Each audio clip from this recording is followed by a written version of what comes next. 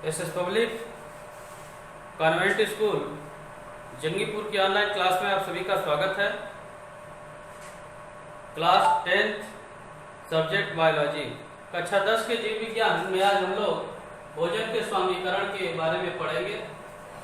Assimilation of food, भोजन किस तरह से स्वांगीकृत होता है या किस क्रिया को स्वांगीकरण कहते हैं।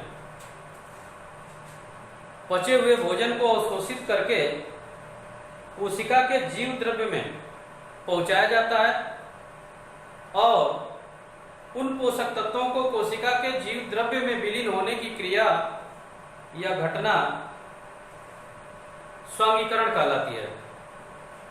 पचित भोजन को अवशोषण के बाद कोशिका के जीव द्रव्य में विलीन होने की क्रिया अवशोषण कहलाती है, स्वांगीकरण कहलाती है। पचित भोजन को अवशोषण के बाद कोशिका के जीव द्रव्य में विलीन होने की क्रिया स्वांगीकरण कहलाती है। यह जो स्वांगीकरण की क्रिया है सभी जीवों में यह क्रिया आवश्यक होती है। इसी से जीव द्रव्य की वृद्धि होती है अर्थात जीव की वृद्धि होती है। स्वांगीकृत जो भोजन होता है, स्वांगीकृत जो पोषक तत्व होते हैं वो सरल तथा जल में घुलनशील होते हैं। सरल होते हैं और जल में घुलनशील इस अवस्था में कोशिका को प्राप्त होता है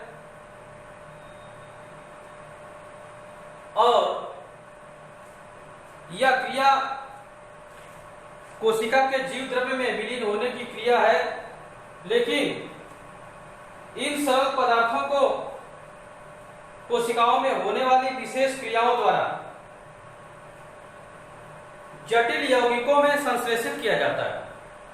जो सरल पाचन के बाद सरल पदार्थ प्राप्त हुए हैं उनको कोशिका के अंदर होने वाली विशेष प्रक्रिया के द्वारा फिर से जटिल यौगिकों में परिवर्तित किया जाता है।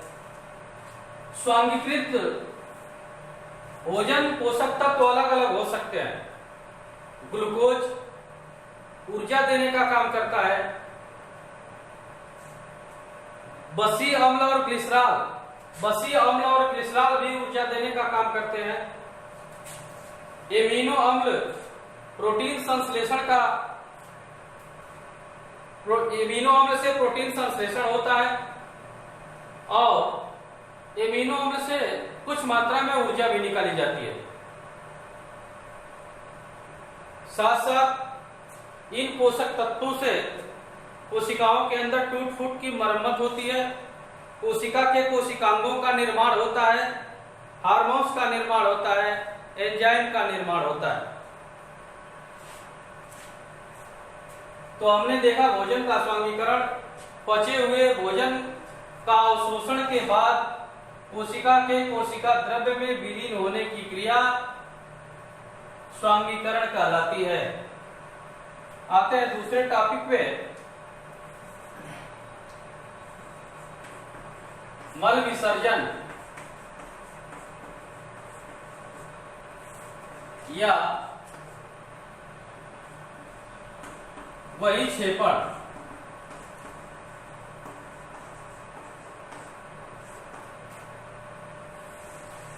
मल विसर्जन या बहिक्षेपण,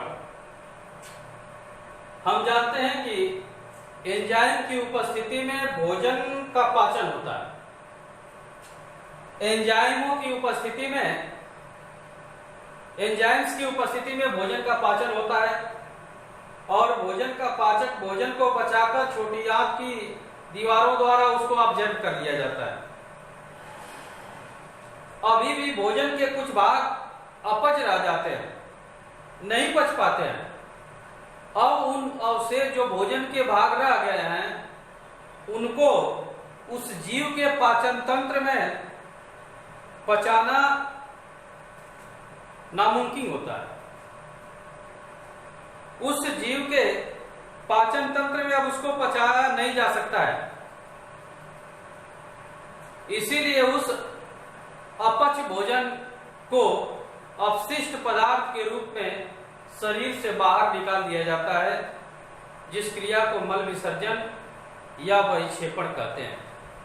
इस क्रिया को मल विसर्जन या बहिक्षेपण कहते हैं। पचित भोजन के बाद कुछ अपचित भोजन शेष रह जाते हैं, जिसको जीव के पाचन तंत्र में नहीं पचाया जा सकता। उस अपचित भोजन को शरीर से बाहर निकालने की क्रिया मल विसर्जन या बहिक्षेपण कहलाती है।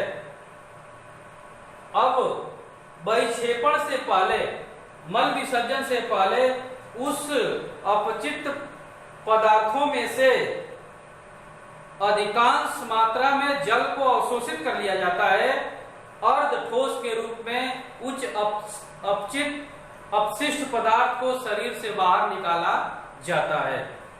तो कहेंगे कि अपशिष्ट पदार्थ को शरीर से बाहर निकालने की क्रिया मल विसर्जन या बहिक्षेपण कहलाती है। यह अपशिष्ट पदार्थ, अपचित पदार्थ यदि शरीर में, उस जीव के शरीर में रहा तो पॉइजनस हो जाएगा, जहरीला हो सकता है।